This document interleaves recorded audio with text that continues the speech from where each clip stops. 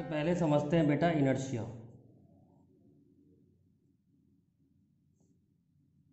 It is a property of a body.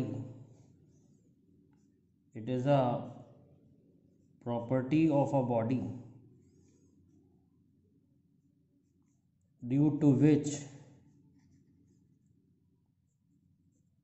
it resists any change in a state of rest or uniform motion। Inertia body की वो property है जो उसे change को रोकती है। मतलब रेस्ट में है तो रेस्ट में ही रहना चाहेगी बॉडी, और अगर मोशन में है तो मोशन में ही रहना चाहेगी। Inertia depends upon mass. Inertia depend on mass. More is the mass, more is the inertia. जितना ज़्यादा मास होगा उतना ज़्यादा इनर्शिया होगा। भारी बॉडी को चलाना मुश्किल और भारी बॉडी को रोकना भी मुश्किल। अब इनर्शिया 3 प्रकार के होते हैं। पहला होता है inertia of rest. Inertia of rest क्या कहता है? Body continues to be in state of rest unless acted upon by some force। जैसे example, when a bus suddenly start, passenger fall backward because lower part of a body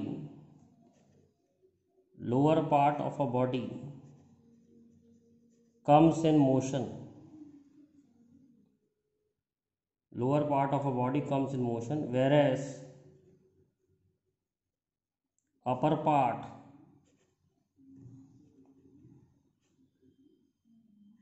tries to remain at rest।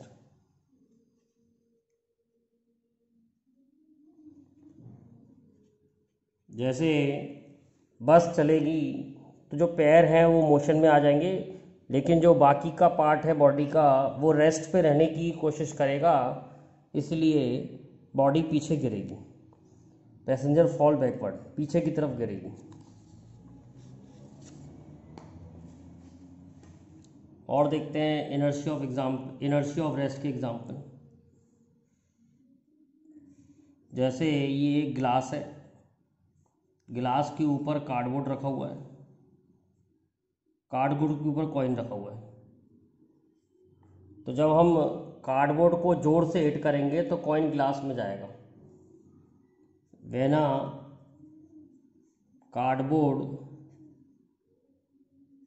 a cardboard is hit hard,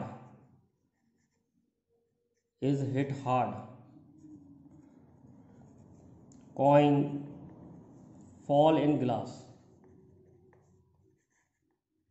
because cardboard comes in motion, whereas coin tries to remain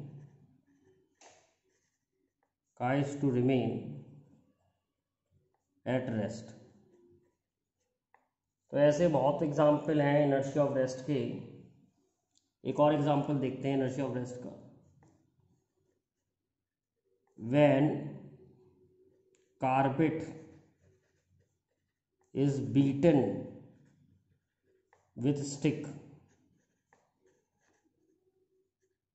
dust particle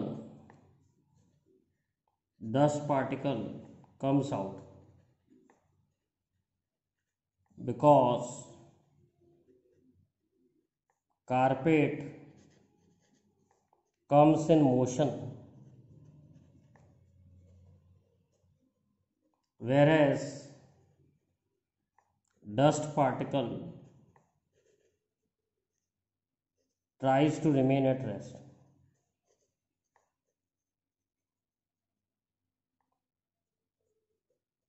तो जब हम carpet को stick से मारते हैं तो carpet आगे बढ़ जाएगी, 10 पार्टिकल पीछे रह जाएंगे, इसलिए कारपेट से बाहर आ जाएंगे। Inertia of motion, inertia of motion, body continues to be in state of motion unless acted upon by some force। अगर बाहर से कोई फोर्स नहीं लग रही है तो अगर बॉडी मोशन में है तो मोशन में ही रहेगी। एग्जाम्पल देखते हैं। व्हेन अ बस suddenly stop, passenger fall forward because lower part of a body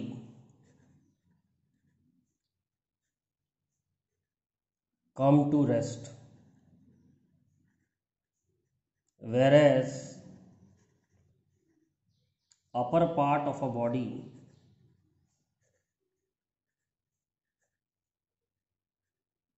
remains in motion। तो बस चल रही थी तो बॉडी का मोशन हो रहा था, अब बस रुक गई तो पैर रुक गए, पैर रुक गए लेकिन जो बॉडी का अपर पार्ट है वो आगे की तरफ चलता रहेगा, तो आगे गिरेगी बॉडी। इसी तरह से दूसरा एग्जांपल देखते हैं। Long jumper takes a long run, takes a long run before taking a long jump to get inertia of motion। तो लॉन्ग जंपर होता है वो बहुत दूर से भागता हुआ आता है फिर कूदता है, इससे क्या होता है उसकी बॉडी में इनर्शिया ऑफ मोशन आ जाता है और फिर लॉन्ग जंप लेने में आसानी होती है।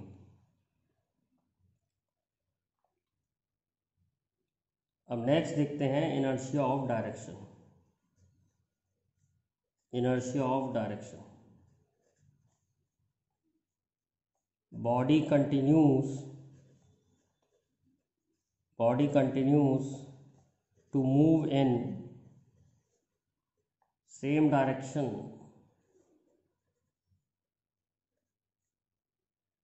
unless acted upon by some force। तो फोर्स अगर नहीं लग रही है तो बॉडी जिस डायरेक्शन में चल रही है उसी डायरेक्शन में चलती रहेगी। एग्जाम्पल से समझते हैं। जैसे एक बैलून जो है ऊपर उड़ रहा है यू वेलोसिटी से, अब बैलून में से कोई चीज़ छोड़ें तो इस बॉडी के अंदर भी यू वेलोसिटी आ जाएगी ऊपर की तरफ। तो पहले बॉडी ऊपर जाएगी फिर नीचे आएगी, ऐसा नहीं होगा कि नीचे आ जाए सीधे। बैलून यू वेलोसिटी से ऊपर चल रहा है, बैलून में से कोई चीज़ छोड़ेंगे तो बैलून की वेलोसिटी उसमें आ जाएगी, उसका डायरेक्शन भी उसमें आ जाएगा। तो डायरेक्शन है ऊपर की तरफ, तो पहले बॉडी ऊपर जाएगी फिर नीचे आएगी। इसी तरीके से एक ट्रेन है, एक ट्रेन है, ट्रेन के ऊपर आदमी खड़ा है, आदमी ने कोई बॉल ऊपर उछाली, क्या वो बॉल उसके हाथ में आएगी? 3 केस बनते हैं इसमें। तो when a ball is thrown from a train, when a ball is thrown up from a train, it comes back in hand, it comes back in hand if train moves with uniform velocity. अगर train uniform velocity चल रही है तो ball उसके हाथ में आ जाएगी। क्यों आ जाएगी हाथ में?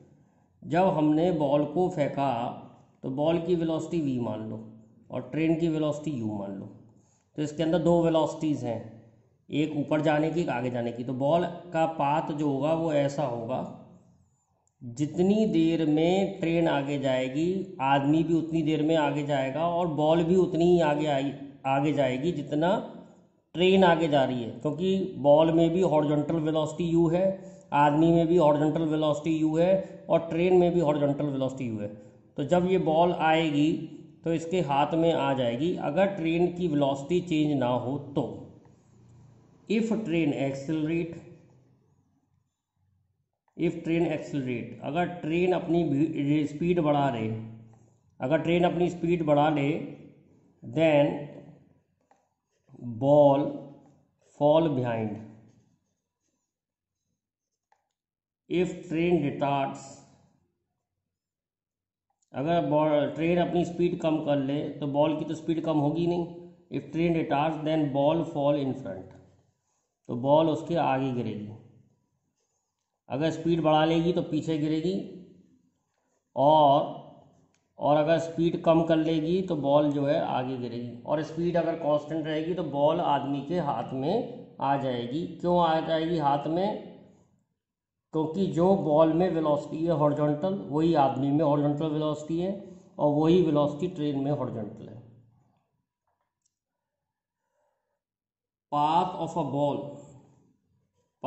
A ball as seen by man standing outside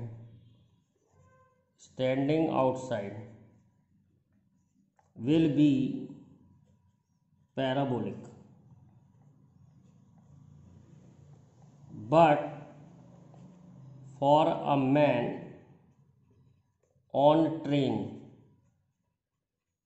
path will be straight line. तो जो आदमी बाहर खड़ा होगा उसके लिए तो पाथ पैराबोलिक दिखाई देगा बॉल का, क्योंकि दो मोशन हो रहे हैं, हॉरिजॉन्टल भी हो रहा है, वर्टिकल भी हो रहा है। लेकिन जो आदमी ट्रेन के ऊपर खड़ा है या ट्रेन के अंदर है, उसके लिए बॉल का जो पाथ होगा वो स्ट्रेट लाइन होगा, क्योंकि वो बॉल के नीचे रहेगा हमेशा। कहने का मतलब ये है कि जब आदमी यहाँ पर है तो बॉल यहाँ पर है, जब आदमी आगे चला जाएगा तो बॉल भी आगे चली जाएगी, जब आदमी और आगे चला जाएगा तो बॉल और आगे चली जाएगी। तो उसको जो है हमेशा अपने ऊपर दिखाई देगी। तो पाथ जो है वो कैसा दिखाई देगा? Straight line. तो जो आदमी ट्रेन के ऊपर खड़ा है उसके लिए पाथ स्ट्रेट लाइन दिखाई देगा, और जो आदमी बाहर खड़ा है उसको बॉल प्रोजेक्टाइल मोशन करती हुई दिखाई देगी। अब देखते हैं न्यूटन ने अपने फर्स्ट लॉ में क्या बताया। Newton first law, body continues to be in state of rest or uniform motion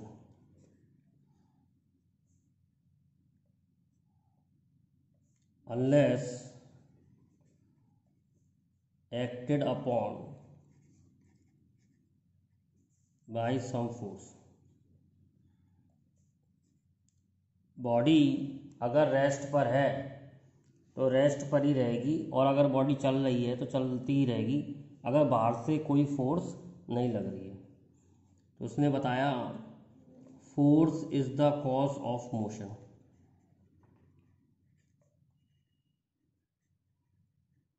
force can change the state of rest। अगर बॉडी रेस्ट पे है और उस पर हम फोर्स लगाएं तो बॉडी की रेस्ट वाली पोजीशन चेंज हो सकती है। Force can change direction, force can change direction of motion. तो उसने बताया किसी भी चेंज के लिए रिस्पॉन्सिबल कौन है? फोर्स। फोर्स ही रिस्पॉन्सिबल है रेस्ट से मोशन में लाने के लिए, फोर्स ही रिस्पॉन्सिबल है मोशन से रेस्ट में लाने के लिए, और फोर्स ही रिस्पॉन्सिबल है किसी बॉडी के मोशन का डायरेक्शन चेंज करने के लिए। तो फर्स्ट लॉ में ये बताया कि अगर बॉडी पे कोई फोर्स नहीं लग रही होगी तो बॉडी जिस स्टेट में है उसी स्टेट में रहेगी। अगर रेस्ट पर है तो रेस्ट में ही रहेगी, और अगर मोशन में है तो मोशन में ही रहेगी।